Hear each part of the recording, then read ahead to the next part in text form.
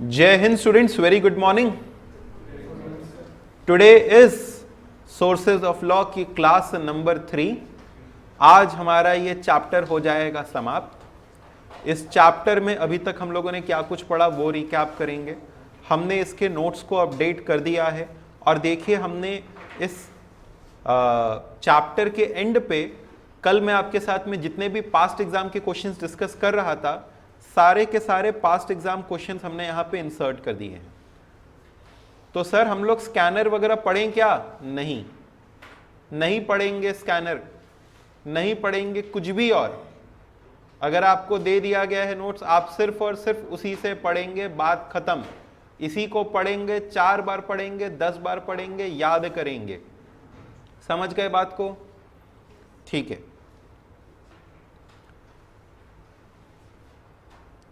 आ जाओ भाई। हम लोगों ने इस चैप्टर में अभी तक क्या क्या सीखा? हम आपको इस चैप्टर में सिखा रहे थे कि सोर्सेस, क्योंकि इसमें ज़्यादा कुछ बचा नहीं है, बस एक रिकैप लेना बचा और लास्ट के कुछ पोर्शंस बचे हुए हैं। हम लोगों ने इस चैप्टर में अभी तक सीखा है कि सोर्सेज ऑफ लॉ कौन कौन से होते हैं या इनके क्या क्या डेफिनेशंस आए हैं। तो सोर्सेज ऑफ लॉ के अंदर में हम लोगों ने अलग अलग स्कूल ऑफ थॉट्स की डेफिनेशन सीखी कि किसने क्या डेफिनेशन दिया है। तो नेचुरल स्कूल की डेफिनेशन हम लोगों ने सीखा था। इन्होंने कहा था कि what is just and equitable. Ulpian की डेफिनेशन थी द आर्ट और science of what is equitable and good. Cicero की डेफिनेशन थी highest reason implanted in nature. Justinian की डेफिनेशन थी the standard of what is just and unjust. फिर एक positivistic definition हम लोगों ने पढ़ा था, जिसमें हम लोगों ने जॉन ऑस्टिन का कहा था कि law is the aggregate of rules set by a man politically superior to men as political subject. Kelsen का हम लोगों ने प्योर थियरी ऑफ लॉ पढ़ा था, है ना। इनके according law is a normative science. ये ऑट नॉर्म्स नहीं है। ऑट मतलब जो बताता है कि क्या होना चाहिए, पॉजिटिव मतलब ये क्या है, तो क्या होना चाहिए भाड़ में गया। हमको यहाँ पे सिर्फ क्या देखना है, क्या है। हिस्टोरिकल डेफिनेशन हम लोगों ने पढ़ा था, जिसमें कहते थे custom precedes legislation, it is superior to it. Sociological पढ़ा था जिसमें हम लोगों ने कहा था कि सोशल डिसिप्लिन, सोशल कंट्रोल के लिए लॉ बनाया जाता है, सोशल वांट्स को पूरा करने के लिए बनाया जाता है। रियलिस्टिक डेफिनेशन पढ़ा था, इसमें हम लोगों ने कहा था कि what can be enforced through courts, court के थ्रू इन्फोर्स किया जा सकता है, उसे हम लोग लॉ कहते हैं। फिर लॉ इज नॉट स्टैटिक के बारे में हम लोगों ने पढ़ा था। देखो कई बार क्या होता है ना, अपना एक शॉर्ट नोट आ जाता है, उसमें कहता है कि law is not static, comment upon it. तो हम लोग कमेंट मार लेंगे क्या अब इस पे? ऐसे तो अपन बहुत एक्सपर्ट हैं कमेंट मारने में, ठीक है, लेकिन काम की बात पूछी जाए तो नहीं कर पाते हैं। लेकिन अगर लॉ इज नॉट स्टैटिक पूछ करके अगर कहे कि कमेंट मारो इस पे, तो कमेंट कर देंगे। हाँ, यही पूरा जो पूरा का पूरा पैरा है वो करेंगे। हमको ध्यान है पिछली क्लास में एक सवाल आया था कि सर डिफरेंस बिटवीन का बड़ा सवाल आता है, तो क्या उसको कॉलम बना करके लिखें या पैरा बना करके। तो मैंने आपके इंस्टीट्यूट के भी सजेस्टेड आंसर्स को देखा, वो भी पैरा में ही लिख देते हैं। तो आप समझो ज़्यादा दिमाग मत लगाओ, जहाँ पे हम आपको कॉलम बना करके कह रहे हैं कि वैसे ऐसे है वैसे याद करो। अदरवाइज अगर हमने आपको पैरा में बताया, जैसे हमने आपको परसुएसिव प्रेसिडेंट और अथॉरिटेटिव प्रेसिडेंट्स पैरा में बताया, तो आप भी पैरा में अपना जवाब दो। तो आपको ज़्यादा दिमाग नहीं लगाना है, बस जो दिया गया कंटेंट अगर वो पैराग्राफ में है तो you have to write it in paragraphs only. Is this okay? Customs के, अच्छा हम लोगों ने पढ़ा था कि 2 सोर्सेज ऑफ लॉ, प्राइमरी और सेकेंडरी। प्राइमरी सोर्सेज में सबसे 4 सोर्सेज थे इसके अंदर में, 4 थे कि 5 थे? 4। कौन से 4? कस्टम या कस्टमरी लॉ, यानी लॉ कहां से आता है हमारे, कस्टम्स से। दूसरा जुडिशियल डिसीजन या प्रेसिडेंट से। तीसरा लेजिस्लेशन से। चौथा पर्सनल लॉ, ठीक है। फिर सेकेंडरी सोर्सेज में हम लोगों ने कहा कि it comes from justice, equity and good conscience and then from English law. जहां से इंग्लिश लॉ आता है वहीं से अपना लॉ भी आता है। तो justice, equity and good conscience में हम लोगों ने कहा था कि इसका एप्लीकेशन कैसे होता है। सबसे पहले एक लॉ के ऊपर में देखेंगे, एक पर्टिकुलर फैक्ट है, कोई सर्कमस्टांस है, हम देखेंगे कि क्या उस देश का कानून उसके ऊपर में एप्लीकेबल है, नहीं है तो क्या कोई पर्सनल लॉ उसके ऊपर एप्लीकेबल है। और जिस मैटर में कोई लॉ या लेजिस्लेशन नहीं होता, कोई पर्सनल लॉ भी उसके ऊपर एप्लीकेबल नहीं होता, वहां पे डिसीजन कैसे लिया जाता है? जस्टिस, इक्विटी और गुड कंसाइंस के बेसिस पर। इंग्लिश लॉ कहां कहां से लिया गया है? कॉमन लॉ से। कॉमन लॉ मतलब कौन सा लॉ? जो जजेस पास करके लॉ बनाते हैं, जैसे जजमेंट पास कर करके जो लॉ बनाया जाता है उसे कहते हैं कॉमन लॉ। लॉ मर्चेंट जो कि आमतौर पर ट्रेडिंग में बनाया गया है। प्रिंसिपल ऑफ इक्विटी और statute law. Principle of equity क्या था आपका? ये डिक्टेट्स ऑफ कंसाइंस थे जिनको कि कोर्ट्स ऑफ चांसरी ने डेवलप किया, यानी ये ऐसी बातें जो कि होनी चाहिए और बाद में कोर्ट ने उसको एक डिसीजन के रूप में वैलिडेट कर दिया। और स्टैट्यूट लॉ मतलब हमारा रिटन लॉ जो होता है उसे कहते हैं स्टैट्यूट लॉ। ये सब हम लोग ऑलरेडी पढ़ चुके हैं, इसलिए हम इसका बहुत शॉर्ट में ब्रीफिंग दे रहे हैं आपको। मर्केंटाइल या कमर्शियल लॉ मतलब क्या होता है? यहां से आई थिंक अपने को पढ़ना था ना, कि ये सब भी पढ़ा चुके थे, हम आपको पढ़ चुके थे। मर्केंटाइल या कमर्शियल लॉ क्या होता था? जो कि कमर्शियल एक्टिविटीज के लिए था। कल हम आपको इसे मॉड्यूल से रेफर करवा रहे थे, आज हम आपको नोट्स में दिखा देते हैं एक बार, और यहीं से हम लोग अपनी डिस्कशन को वापस से कंटिन्यू करते हैं। मर्केंटाइल या कमर्शियल लॉ क्या होता है? वो लॉस जो कि हमारे कमर्शियल एक्टिविटीज से डीलिंग करते हैं। जैसे से फॉर एग्जांपल हमारा सेल ऑफ गुड्स एक्ट हमको बताता है कि अगर कोई सेल हो रहा है तो उससे जुड़े हुए क्या क्या नियम कायदे हैं। कॉन्ट्रैक्ट एक्ट हमको आमतौर पे किसी भी कॉन्ट्रैक्ट से जुड़े हुए रूल्स रेगुलेशंस के बारे में बताता है, उसके क्या क्या एस्पेक्ट्स होंगे ये बताएगा। तो mercantile law is the law related to commercial activities of the people of the society. ये किससे डील करता है? ट्रेड और कॉमर्स से विथ वेरियस मर्केंटाइल या बिजनेस ट्रांजैक्शंस। तो बेसिकली मर्केंटाइल लॉ को हम लोग बिजनेस लॉ भी कहते हैं। मर्केंटाइल लॉ को हम लोग बिजनेस लॉ भी कहते हैं क्योंकि ये बिजनेस ट्रांजैक्शंस के साथ में डील करता है। सर क्या कोई ऐसी भी चीजें हैं जो बिजनेस ट्रांजैक्शंस के साथ में डील नहीं करते? क्या ऐसे भी प्रकार के लॉज हैं? उनको एग्जांपल लीजिए तो शायद समझ में आए। जी हाँ, मान लो पेमेंट ऑफ बोनस एक्ट, इनका एक अलग ब्रांच है, ठीक है। मान लीजिए मैंने आपसे कहा राइट टू एजुकेशन एक्ट, एक अलग एक्ट है। तो क्या ये कोई बिजनेस से डील करता है? जी नहीं सर, ऐसे तो तमाम तरह के एक्ट्स हैं। हमारा CS इंस्टीट्यूट भी एक CS एक्ट के तहत बना है, तो क्या वो कोई बिजनेस लॉ है? जी नहीं, ठीक है। तो सारे लॉ बिजनेस लॉ नहीं होते, ठीक है। लेकिन वो लॉस जो कि किसी कमर्शियल एक्टिविटी के साथ में डील करे उसे हम लोग बिजनेस लॉ या मर्केंटाइल लॉ कहते हैं। And it is concern with trade and commerce in connection with various mercantile या business transactions. Sources of Indian mercantile law, ये आपसे पूछा जा सकता है। देखिए पास्ट में जो सवाल नहीं पूछे गए इसका कतई ये मतलब नहीं निकलता है कि आगे हमसे वो सवाल नहीं पूछे जाएंगे, लेकिन हमको वो आइडिया देते हैं कि किस प्रकार से आपके सवाल पूछे जाते हैं, उनका क्या लेवल होता है। तो मेरे हिसाब से ये एक बहुत ही अच्छा सवाल है जो कि आपसे पूछा जा सकता है कि इंडिया का मर्केंटाइल लॉ कहां कहां से लिया गया। हम लोगों ने ऊपर पढ़ा था कि इंग्लिश लॉज के क्या क्या सोर्सेज हैं। तो इंग्लिश लॉ के 4 सोर्सेज थे, common law, law merchant, principle of equity and statute law. Mercantile law, Indian mercantile law कहां कहां से आता है? तो Indian mercantile law in 4 sources से आता है। कौन से 4 सोर्सेज? इंग्लिश मर्केंटाइल लॉ से, यानी जो इंग्लिश लॉज हैं हम लोग उनको अडॉप्ट करते हैं, ठीक है। तो इंडियन मर्केंटाइल लॉ का पहला सोर्स हो गया इंग्लिश मर्केंटाइल लॉ। तो the Indian mercantile law is mainly an adoption of English mercantile law, however certain modifications wherever necessary have been incorporated। जहां कहीं पे भी नेसेसरी लगा हम लोगों ने उसमें कुछ मॉडिफिकेशंस कर दिए। जैसे जब भी हम लोग, कई बार हम लोग ऐसे लॉज बनाते हैं थोड़े मॉडिफिकेशन करके, जैसे हमारे यहाँ पे एक IT एक्ट है, तो एक मॉडल IT एक्ट बनाया गया है ग्लोबल लेवल पे, उसमें मॉडिफिकेशन करके हम लोग अपने यहाँ पे बना लिए। अच्छा, आपने नाम सुना आज तक Ind AS, Indian accounting standard? जैसे तुम लोगों ने अकाउंटिंग स्टैंडर्ड नाम सुना है, तो हमारे यहाँ पे अकाउंटिंग स्टैंडर्ड्स में बदलाव हो रहा है, वो बन रहा है Ind AS, Indian accounting standards, adopt भी किया जा चुका है। तो वो क्या है? वो इंटरनेशनल हमारे यहाँ के अकाउंटिंग स्टैंडर्ड्स हैं, उनको अडॉप्ट करके हमने बनाए। तो वैसे ही इंग्लिश लॉज को हम लोग जब अपने देश में अडॉप्ट करते हैं तो उसमें अपने अनुसार थोड़े बहुत बदलाव कर देते हैं। तो जो इंग्लैंड का जो कॉन्ट्रैक्ट एक्ट है उससे हमारे कॉन्ट्रैक्ट एक्ट में थोड़े बहुत फर्क है या नहीं है? है। तो Indian mercantile law is mainly an adoption of English mercantile law, However, certain modifications wherever necessary have been incorporated in it. जहां जहां पे necessary रहा वहां वहां पे modifications कर दिए गए.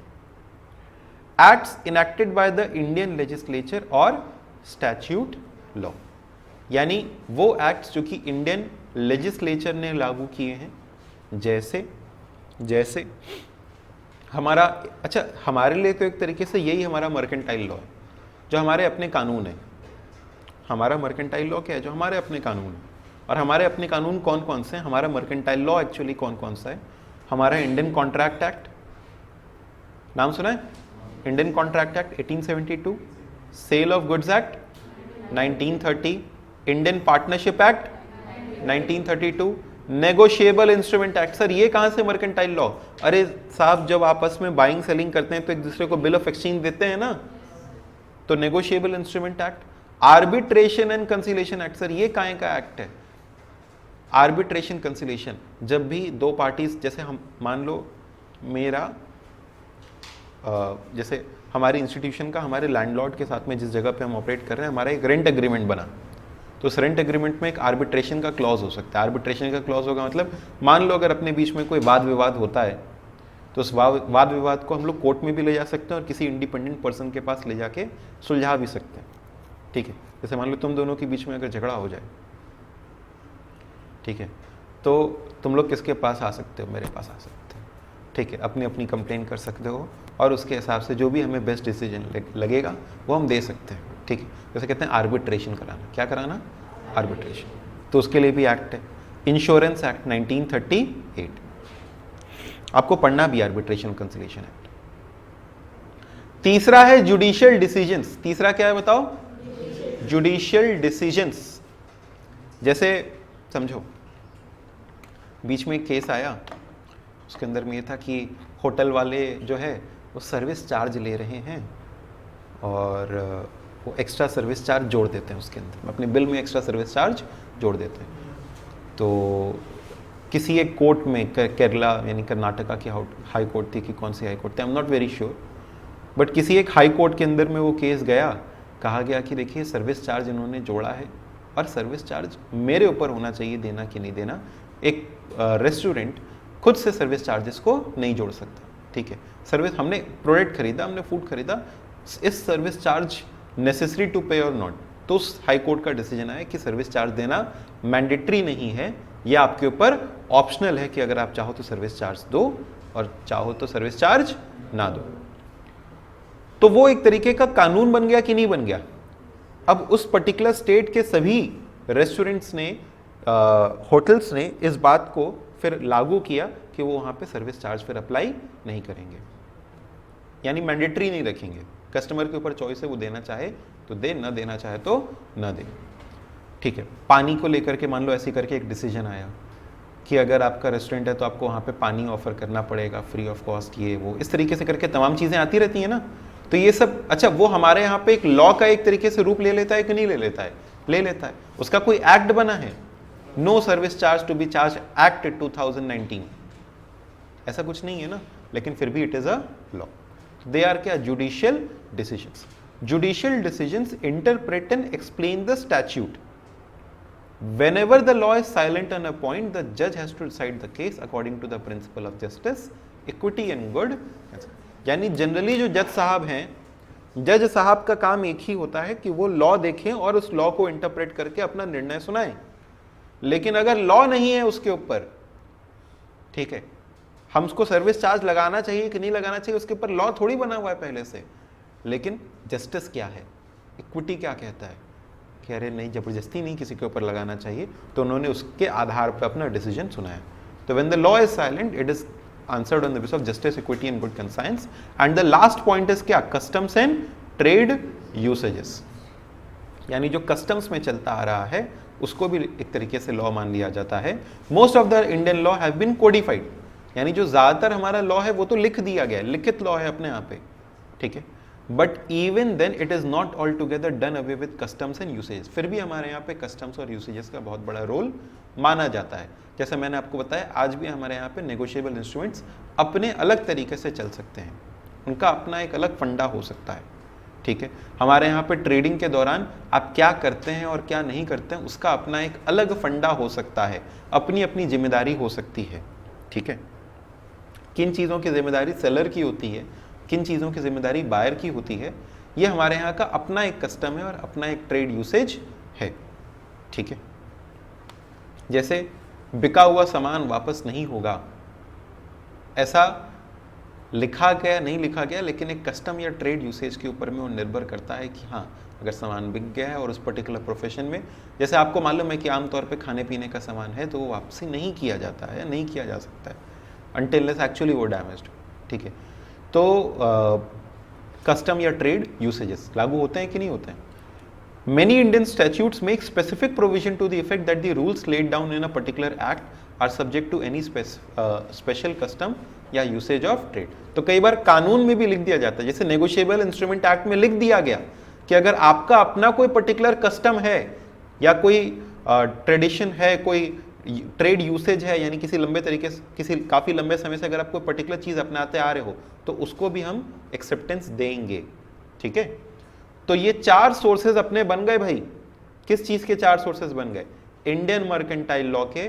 कौन कौन से 4 सोर्सेज हैं इंडियन मर्केंटाइल लॉ के? मेरे साथ साथ में बोलिएगा। सबसे पहला इंग्लिश मर्केंटाइल लॉ, दूसरा acts enacted by Indian legislature या स्टैट्यूट लॉ, तीसरा जुडिशियल डिसीजंस, चौथा कस्टम्स एंड ट्रेड यूसेजेस।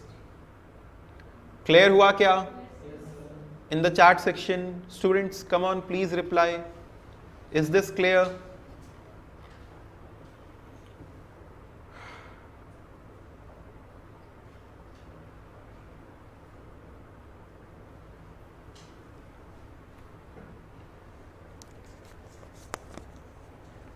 अब हम लोग आ गए ज्यूरिस्प्रूडेंस पे।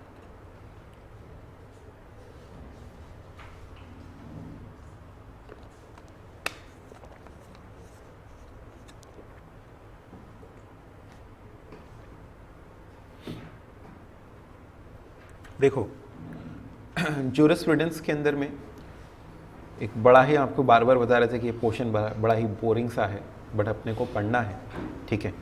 और हमने बस इसमें एक बात आपके लिए आसान कर रखी है।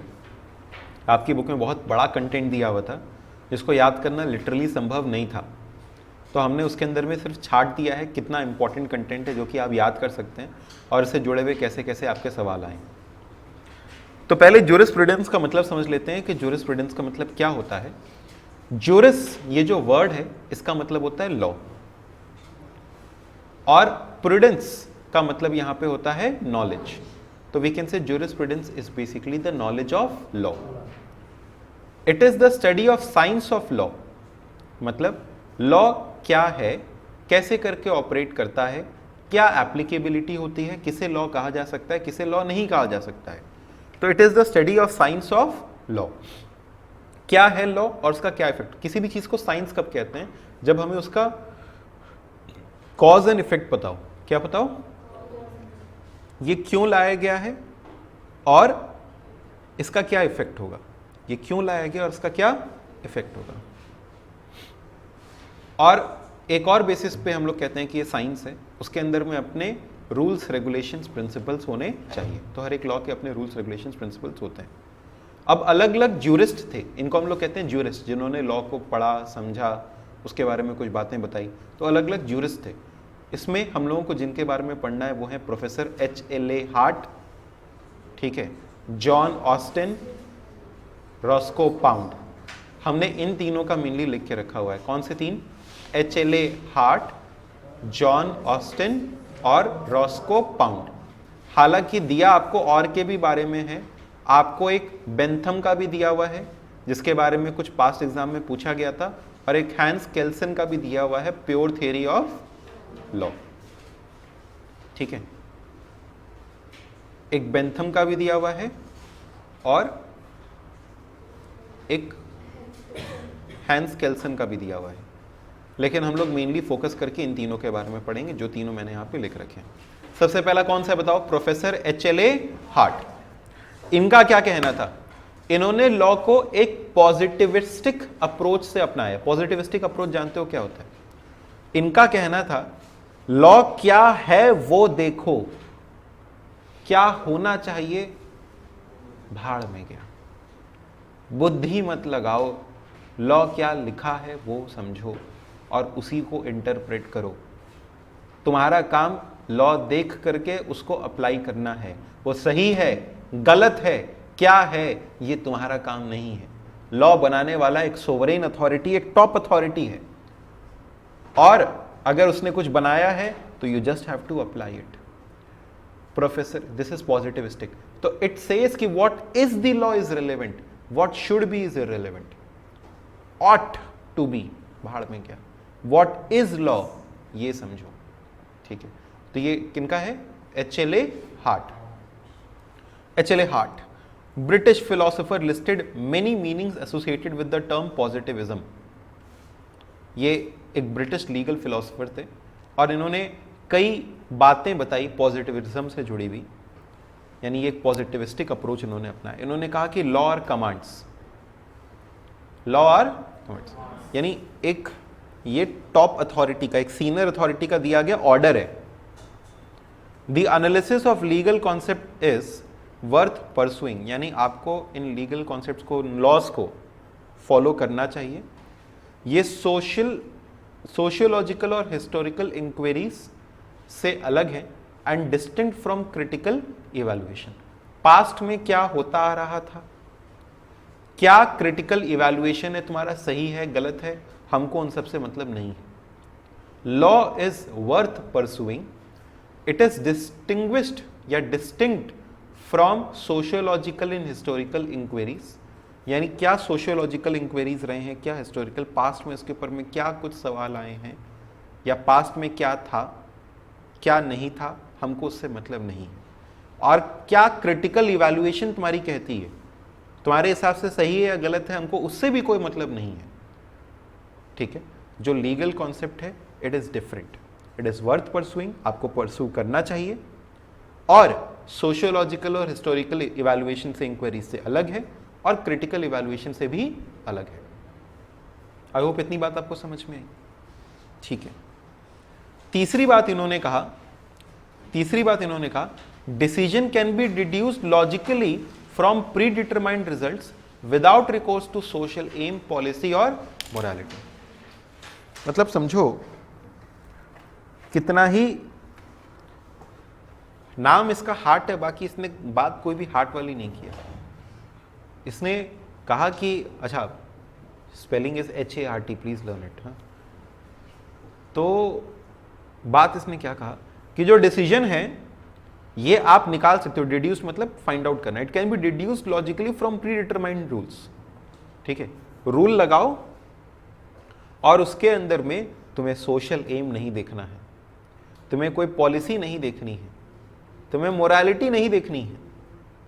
समझ गए? जैसे हमारा कोर्ट भी कई बार क्या करता है, उसको फॉलो करना पड़ता है, वो देखता है ये नियम है, हमें सबूतों के आधार पे अपना निर्णय सुनाना है। हो सकता है कि हमें लग रहा हो कि सामने वाला गलत है, हो सकता है कि हमें मालूम हो कि सामने वाला गलत है, लेकिन हमें सबूतों के आधार पर अपना डिसीजन सुनाना है। आप एम, पॉलिसी या मोरालिटी नहीं देख सकते। ठीक है, तो वैसे यहाँ पे कहा गया कि डिसीजन लॉजिकली डिड्यूस हो सकता है without recourse to social aim, policy या मोरालिटी। आप पॉलिसी, मोरालिटी ये सब मत देखो, without recourse to them. Moral judgments can not be establish or defended by rational argument. जो मॉरल जजमेंट्स हैं उसको आप रेशनल आर्ग्यूमेंट से एस्टैब्लिश नहीं कर सकते। तो इसलिए इन्होंने कहा कि the law as it is laid down should be kept separate from the law ought to be. यानी आपको मॉरल जजमेंट्स के ऊपर में ध्यान नहीं देना है, मॉरल जजमेंट्स को प्रूफ कर पाना मुश्किल होता है। ठीक है, मॉरल जजमेंट्स को प्रूफ कर पाना, जैसे कई बार होता है हमारे मन में कि ये बात सही है, क्यों सही है, बस ठीक है, ऐसा नहीं करना चाहिए। उसको आप लॉजिकल रीजनिंग से, जैसे हमें लगता है कि अरे सर अगर से फॉर एग्जांपल बहुत अमीर है तो उसके ऊपर ज़्यादा टैक्स लगा दो और वो टैक्स लगा लगा करके गरीब को दे दो। ठीक है, तो बात सही है ना, लेकिन क्यों सही है, अब उसको आप लॉजिकली अगर आप सोचेंगे तो फिर वो हो सकता है वैलिडेट ना हो पाए। ठीक है, तो it can not B defended by rational argument. तो आप मॉरल जजमेंट्स को आर्ग्यूमेंट्स के थ्रू डिफेंड नहीं कर सकते, या उसको एविडेंस या प्रूफ के थ्रू डिफेंड नहीं कर सकते। The law as it is should be kept separate from the law that is ought to be, यानी जो हमने इसको देखो बोल्ड भी कर दिया है कि जो लॉ एज इट इज है it should B laid down, यानी जो लॉ है उसको देखना चाहिए, और क्या लॉ ऑट टू बी होना चाहिए उसको हमें देखना नहीं चाहिए। This is positivistic approach and this is followed by professor HLA heart.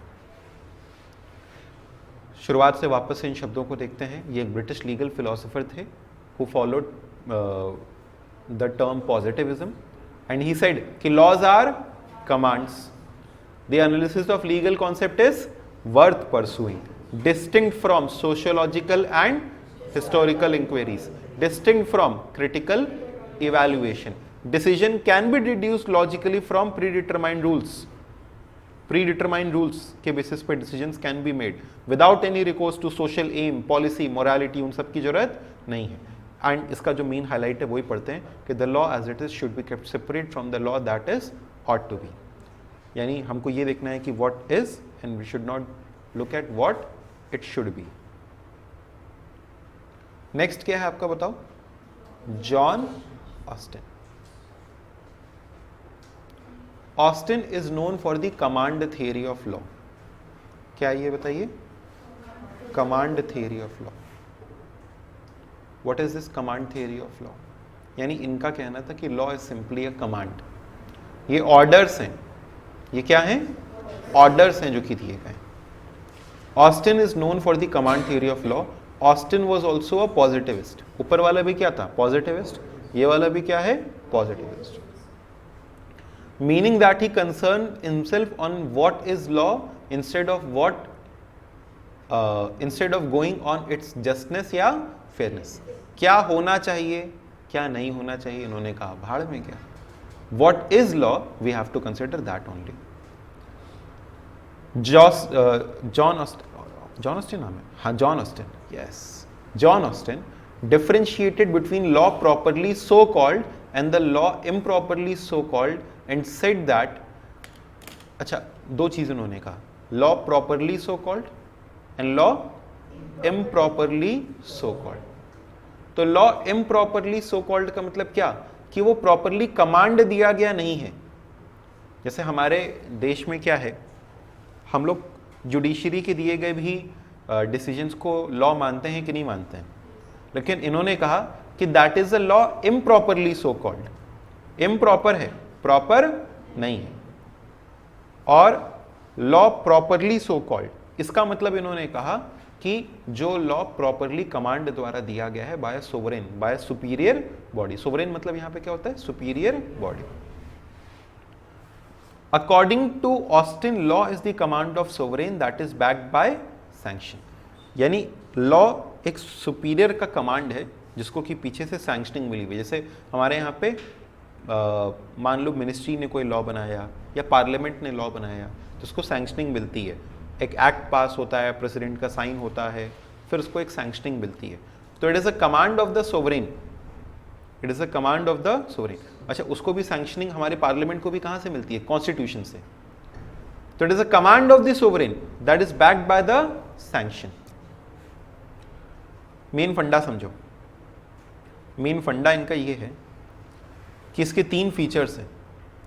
ये एक कमांड है जो कि एक सोवरेन अथॉरिटी देगी, और उसके पीछे क्या होगा? तो सर सिर्फ इतना याद कर लें चलेगा क्या? नहीं, जितना लिखें एटलीस्ट उतना याद करोगे। सर इसके क्या क्रिटिसिज्म है, इनकी डेफिनेशन में क्या अच्छा क्या खराब? देखो क्या अच्छा क्या खराब, कई बार वेलफेयर लेजिस्लेशंस पास किए जाते हैं। Welfare states pass a number of social legislation. देखो बहुत सी चीजें होती हैं जो कि कमांड नहीं होती हैं। मैंने कहा राइट टू एजुकेशन है, 6 से 14 साल के बच्चों के लिए they have a right to education act. तो क्या is it a command? Is it a command और it is a right? It is a right, it is not a command, but they are saying it is only a command. अच्छा, According to Austin, the sovereign body does not obey anyone, but the modern states have the powers limited by national and international laws. इनका कहना था कि ये command कौन देता है? एक सोवरेन बॉडी, और सोवरेन बॉडी वो टॉप मोस्ट बॉडी, उसके ऊपर कोई नहीं है। लेकिन ऐसा हर बार नहीं होता है, बिकॉज हम कई बार नेशनल या इंटरनेशनल लॉज के तहत बंधे हुए होते हैं।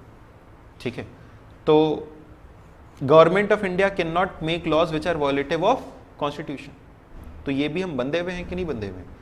तो गवर्नमेंट भी वो कोई सोवरेन बॉडी, मतलब ऐसी बॉडी नहीं बन गई जिसके ऊपर कोई नहीं है। Austin does not provide for जजेस मेड लॉ।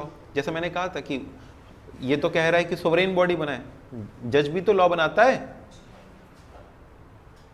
और क्योंकि प्रेजेंस ऑफ सोवरेन एक प्री रिक्विजिट है, तो देखो इन्होंने कहा सोवरेन बॉडी जो बनाए, तो जो इंटरनेशनल बॉडीज जो लॉ बनाती है उनका क्या होते हैं ना, बहुत से इंटरनेशनल लॉज भी होते हैं, तो उसमें तो कोई एक सिंगल सोवरेन बॉडी है नहीं, तो उनके भी लॉज को रिकॉग्नाइज नहीं करता। ये सारी दिक्कतें किसके साथ थी?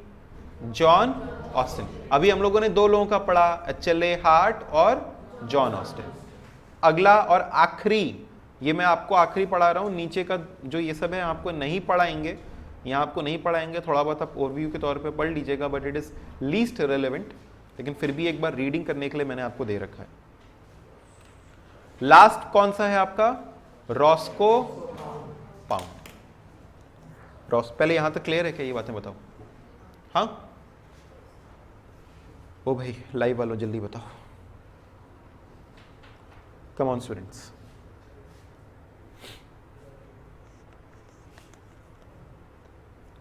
Second last line of professor HLA heart.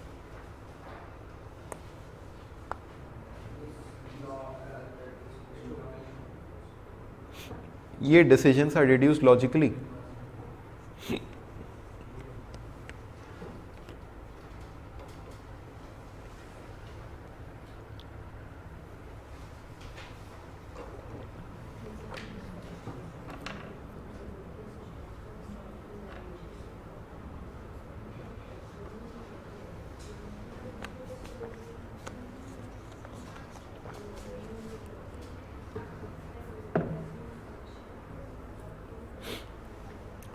Second last line एक बार फिर समझा रहे हैं। Decision can be deduce logically from predetermined rules.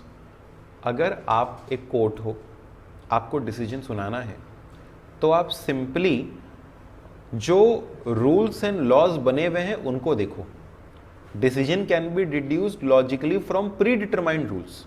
Pre determined rules के आधार पे आप अपना डिसीजन सुना सकते हो। इसमें आपको अपने सोशल एम को ध्यान नहीं रखना है कि हमको जनहित की भलाई करनी है, हमको जनहित की भलाई नहीं देखनी है, हमको पॉलिसी या मोरालिटी नहीं देखनी है। जो डिसीजन है वो आपको बस सुना देना है। जैसे एक सड़क पर कुछ लोगों ने अपना सब्जी की दुकानें खोल दिया, कुछ लोगों ने अपनी सब्जी की दुकानें खोल दिया और वहाँ से उनकी रोजी रोटी चल रही थी, बट उन्होंने उसको करने के लिए सड़क को कब्जा भी कर लिया। ठीक है, हमारा नियम ये कहता है कि सड़क पे इस तरीके का अवैध कब्जा करना गलत है, तो आप उस अवैध कब्जे को हटा दो। इसमें अब आप ये मत देखो कि अरे हम लोगों को एम्प्लॉयमेंट प्रोवाइड करा सकते हैं, मॉरली उनका रोजगार चला जाएगा, ये वो नहीं। Decision has to be deduced logically without any social aim, without any policy, without any morality. What is law is a law and it has to be applied. Is this clear? A person has committed a crime. He was 17 years and 360 days old. He'll still be treated as a minor. He'll still be treated as a minor. Although it is against the policy or the morality. Yes or no? Next. अगला क्या है बताओ? Roscoe pound. I hope प्रिया आपने ये सवाल पूछा था, clear हुआ?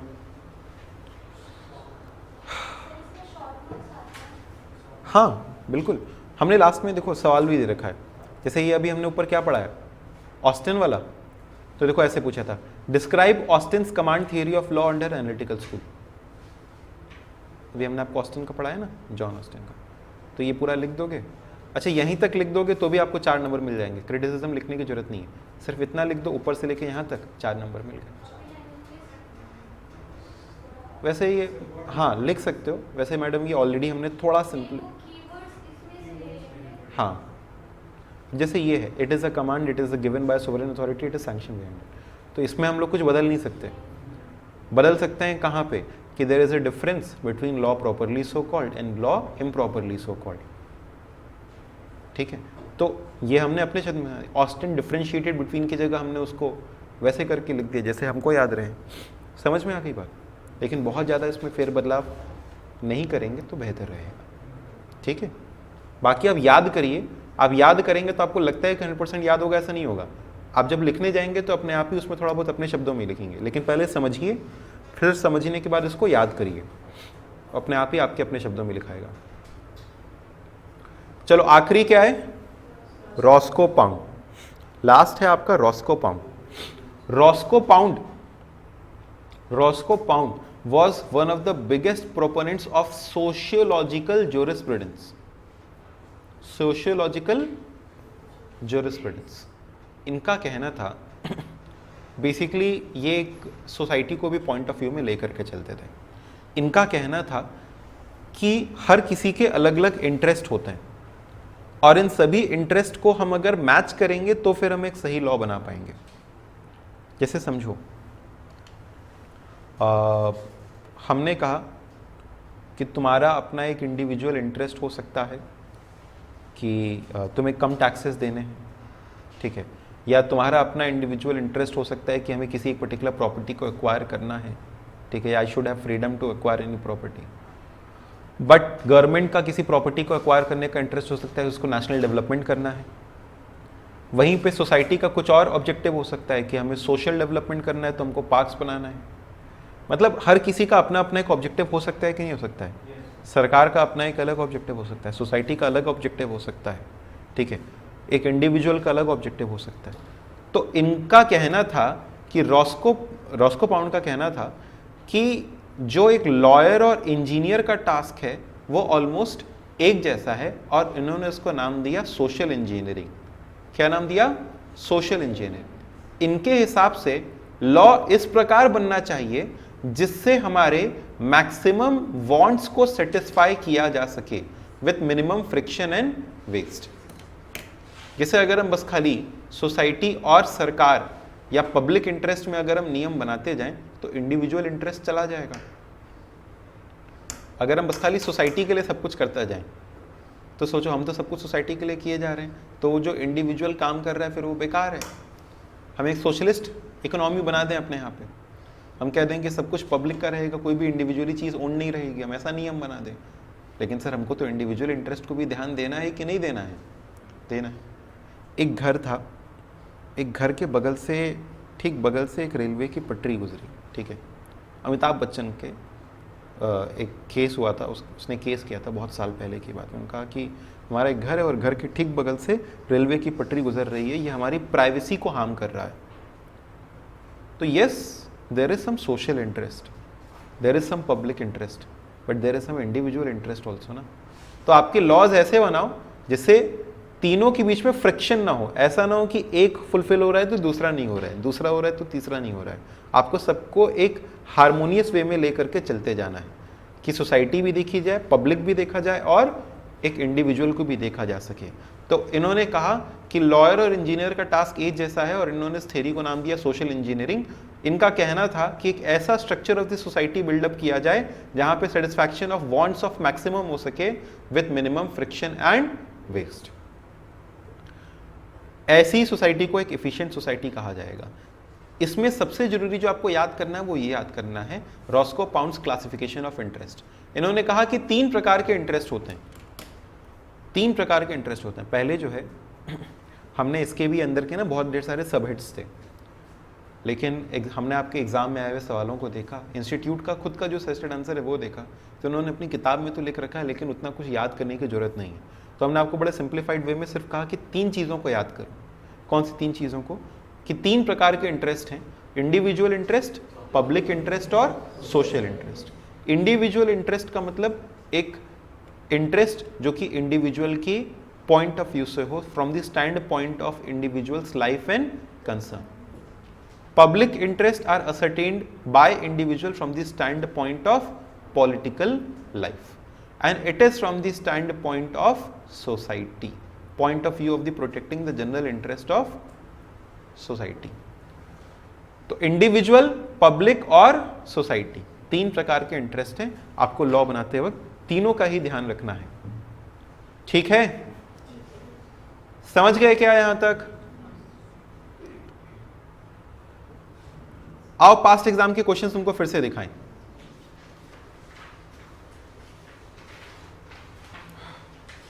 जून 2022 में ये सवाल आया था, बेंथम का एक स्टेटमेंट था कि sovereign power of making law should be wielded not to guarantee the selfish desire of individual. एक बड़ा ही हम कह सकते हैं माइन्यूट से पॉइंट से एक क्वेश्चन पूछा गया था, जो कि I would have never suggested कि आप इसको याद करो, but still it has been asked. ठीक है, तो इसका एक नीचे मैंने एक सजेस्टेड आंसर लिख दिया है, but not necessary to learn, so therefore I am skipping it. हम आपको ये बता रहे हैं कि आया था, बट आई एम सेइंग कि very least probable it will be asked in future, so I am skipping this point. हाँ, ये बताओ, how ratio decidendi and obiter dicta differs? Ratio decidendi मतलब क्या था? Rational behind the decision. Obiter dicta क्या था? Just said by the way. Ratio decidendi was the binding part of the decision and obiter dicta was not the binding part. It was non-obligatory part. So while taking a decision, it is the ratio decidendi which will be assigned weightage. ठीक है, although it is difficult to differentiate the ratio decidendi part from the obiter dictum. पूरा para था ऊपर का para wise लिखेंगे, ratio डिसिडेंडी का अलग para था, ऑबिटर डिक्टा का अलग था, दोनों पैरा याद करके लिख देंगे एज इट इज। डिस्टिंग्विश करना डिक्लेरेटरी और परसुएसिव में। डिक्लेरेटरी क्या होता था? हाँ, it was the declaratory and original, 2 चीजें लिखी रहती थी। डिक्लेरेटरी क्या रहता था? जो लॉस के बेसिस पे इंटरप्रेट करके डिसीजन सुनाया गया, decisions which are made on the basis of pre established rules and laws. और जो एक नया बनाता था रूल या लॉ, उसे क्या कहते थे? ओरिजिनल। परसुएसिव क्या होता था?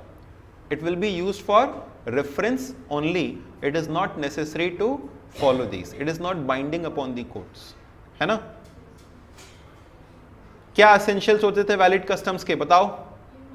इममेमोरियल और हाँ कंसिस्टेंसी और सर्टेनिटी और रीजनेबल और पीसेबल इंजॉयमेंट, है ना? और ये 5 हो गए, खैर लिखने कितने थे? 4। Critically examine Roscoe pounds theory of interest. अभी मैंने पढ़ाया है कि Roscoe pound theory of interest क्या था? 3 प्रकार के इंटरेस्ट थे, हाँ, और उसके ऊपर में जो भी चीजें थी कि सोशियोलॉजिकल, ये एक फिलोसोफर था, इसी के ऊपर में स्ट्रेस किया।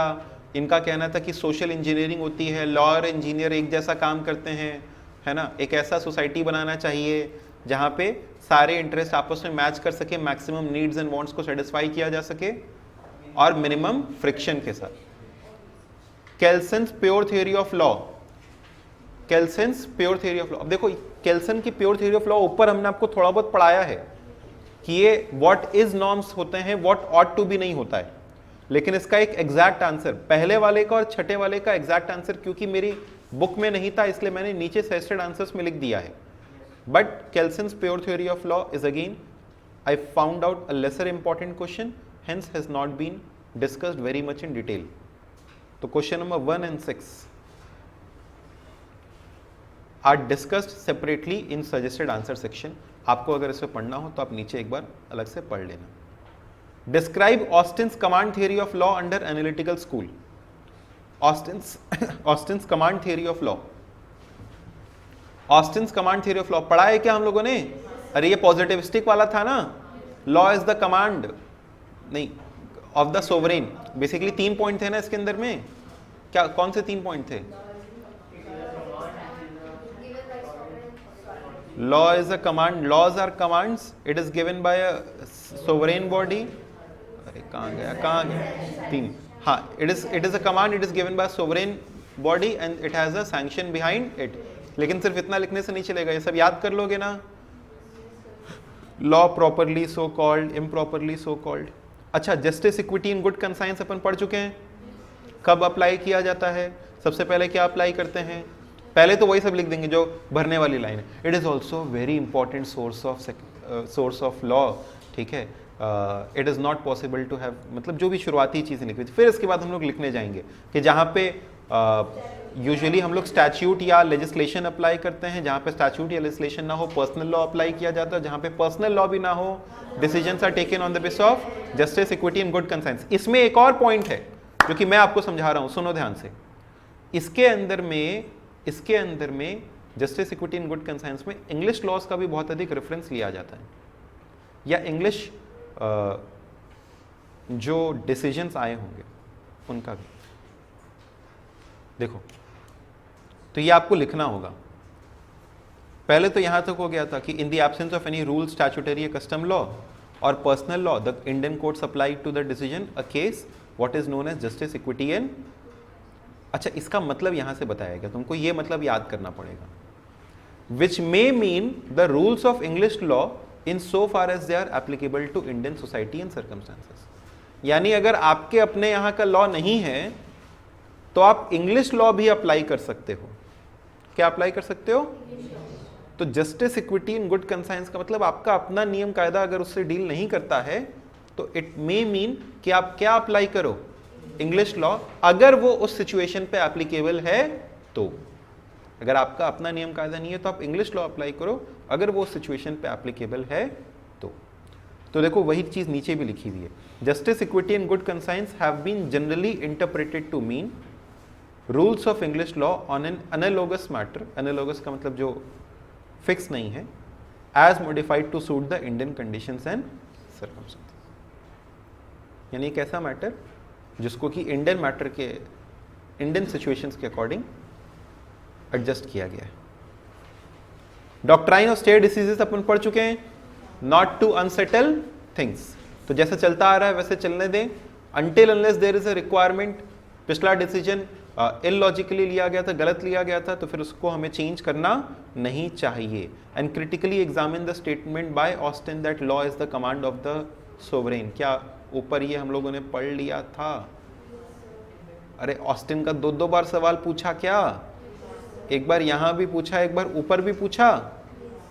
हाँ, इनफैक्ट एक और सवाल था जो कि दो बार पूछा गया है, रेशियो डिसरेंडी और ऑबिटर डिक्टा। ये जून 2022 में भी पूछा गया और दिसंबर 2018 में भी पूछा गया है। ऑस्टिन का भी सवाल 2 बार पूछा गया है।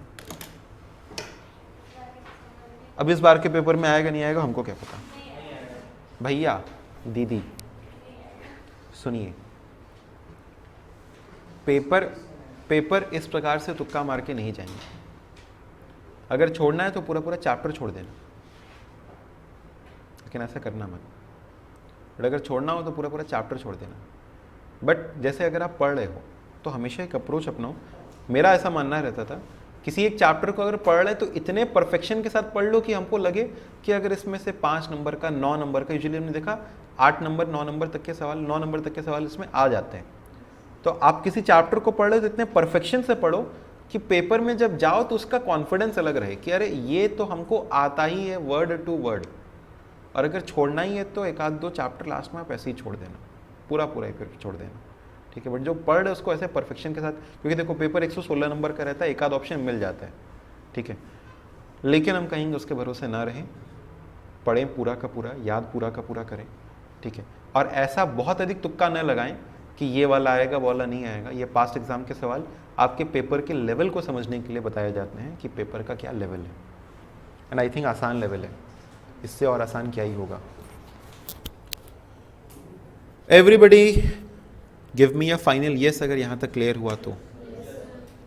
In the chat section students give me a final yes if this was clear.